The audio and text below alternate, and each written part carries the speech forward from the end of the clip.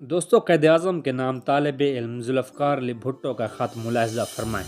جناب من، صوبہ سرحد میں جو یہ صورتحال پیدا ہو گئی ہے، اس نے مجھے اس قدر دل برداشتہ کر دیا ہے کہ میرے اندر اپنے قید کو یہ خط لکھنے کی ہمت پیدا ہوئی ہے۔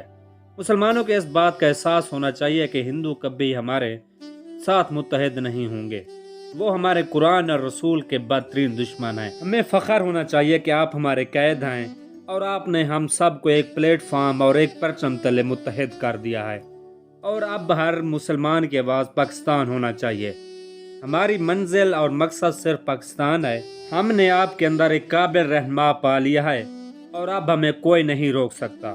ہم بذات خود ایک قوم ہیں اور ہندوستان ایک برصغیر، لہٰذا میں شیخ عبداللہ یا ایسے ہی دوسرے جیسے ڈاکٹر خان صاحب کی طرح مسلمان ہونے کا دعویٰ کر سکتے ہیں جبکہ وہ کانگریس کی حکمت عملی کا شکار ہو گئے ہیں۔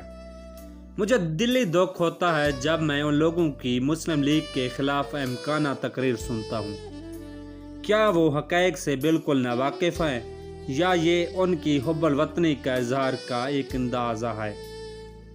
ایسے لاکھوں عبداللہ ہمیں اس نظریے سے اتفاق کرانے میں کامیاب نہیں ہو سکتے کہ ہمارا نظریہ غلط ہے۔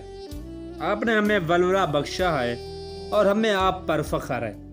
ابھی ایک سکول کا طالب علم ہونے کی حیثیت سے میں اپنے مقدس وطن کے قیام کے سلسلے میں کوئی مدد کرنے کے قابل نہیں ہوں، لیکن وقت آئے گا جب میں اپنے پاکستان کے لیے جان کی قربانی دوں گا۔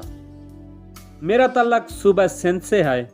بے شک صوبہ سندھ بھی اس سلسلے میں مشکلات پیدا کر رہا ہے، لیکن انشاءاللہ وہ دن ضرور آئے گا جب سندھ بھی پاکستان کے لیے اپنا کردار ادا کرے گا۔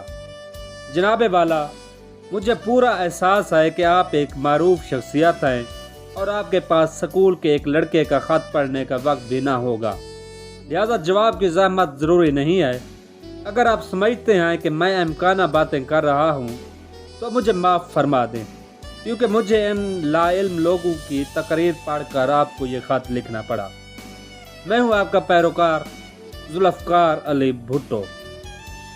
دوستو، امید کرتا ہوں آج کی یہ سٹوری آپ کو پسند آئی ہوگی۔ سٹوری اگر پسند آئی ہے تو اسے لائک اور دوستوں کے ساتھ شیئر ضرور کیجیے گا اور چینل کو بھی سبسکرائب کیجیے گا۔